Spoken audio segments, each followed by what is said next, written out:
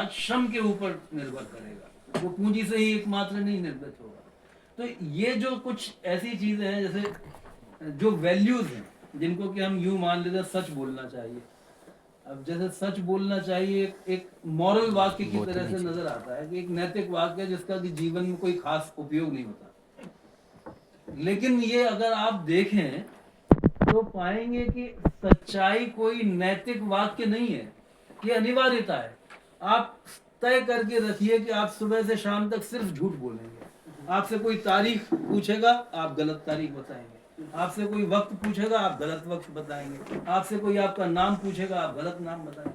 आप सुबह से शाम तक झूठ बोल ही नहीं पाएंगे, क्योंकि सच्चाई जीवन की आवश्यकता है। उसके बिना 90% हिस्से में जो चोर होता है, जो झूठा होता है, वो भी 90% सच बोलता है।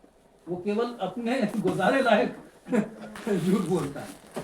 तो इस तरह से जो नैतिकताएं बना दी गई हैं वो अनिवार्यताएं भी हैं, और इसीलिए वो हजारों सालों के सफर में नैतिकताओं के रूप में, नैतिक वाक्यों के रूप में बने। इसलिए जो श्रम है, वो श्रम हमारे लिए आराध्य है। उसका हम सब लोग वो जीवन में जगह पाए, उसकी सर्वोच्चता हो। ये कैसे हो रहा है? अगर खिसक रहा है, आप सोचिए ना, केवल श्रम ही नहीं, शोले तक की फिल्मों में एक तांगे वाला जो है उसका नाम एक मुसलमान होगा जो ईमान की खातिर लड़ जाए। जो प्राण था वो एक मुस्लिम नाम था, वो कई मुस्लिम कैरेक्टर्स करता था, जो ईमान की खातिर विलेन बनते बनते भी हीरो को अपनी जान पर जिता देता। तो ये जो थी, ये समाज को बनाने वाली चीजें थी। इसी तरह से अगर दिलीप कुमार तांगे वाले का रोल करता था या कुली का रोल अमिताभ बच्चन करता था, तो वो श्रम की प्रतिष्ठा का दौर था। वो वहां तक उनको, श्रमिक को, चाहे वो ग्लोरीफाई करते हो, चाहे फॉर्मूला फिल्में बनाते हो, लेकिन श्रम को अनिवार्यत है उन्हें वो जगह देनी पड़ती है। तो जो 90s के बाद में जिसकी तरफ इशारा हुआ, तो इसलिए कल्चर कोई अलग चीज नहीं है, इकोनॉमिक्स कोई अलग चीज नहीं है। ये सब चीजें आपस में घुली मिली और जुड़ी हुई हैं। और ये जो फाइनेंस, जिसकी तरफ जया ने थोड़ा सा इशारा किया, लेकिन फाइनेंस का मतलब ये समझ लीजिए, मेरे ख्याल में मैं सबसे अच्छा समझा था एक उदाहरण से जो प्रभात पटनायक ने दिया था। वो ये कि ये एक ऐसा बुलबुला है कि जब ये फूल रहा होता है तो उसका फायदा एक मुट्ठी भर लोगों को मिल रहा होता है, लेकिन जब ये फटता है तो उसका नुकसान, मतलब जो नरेश जी ने बात बताई, या जो मारुति के मजदूरों की है, या जो घरेलू कामगारों की बात बताई, और जो एक और तबका जिसको कि मैं सोचता हूँ कि शायद हम सब भूल जाते हैं, जो कामगारों के भीतर भी सबसे ज्यादा उपेक्षित तबका होता है, और वो है सफाई कामगारों।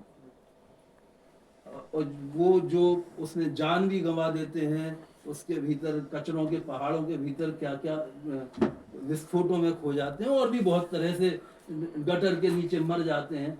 तो वो बैजवाड़ा विल्सन ने तो एक आंकड़ा दिया था कि आप जितने लोग शहीद होते हैं फौजी आपके बॉर्डर पर, उससे ज्यादा लोग गटर में इस देश के अंदर मर जाते हैं, गटर के अंदर सफाई करते हुए। वो तबका, ये सारे जो तबके, इन सबके ऊपर असर पड़ता है जब फाइनेंस कैपिटल का बबल बर्स्ट होता है। ये इंटरनेशनल प्रॉब्लम है। अब वो अंतरराष्ट्रीयवाद को आप अलग अलग तो कर नहीं सकते।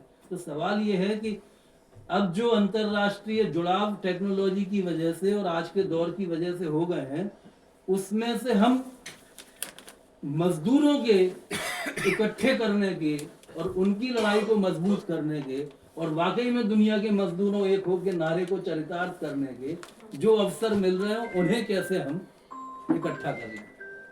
और मैं मतलब जो जहां से आया होता है तो उसको वही याद रहता है। तो मैं भी फलस्तीन से लौट के आया, तो मेरे को फिलिस्तीन के मजदूरों की याद आ रही है, मुझे फिलिस्तीन के किसानों की याद आ रही है।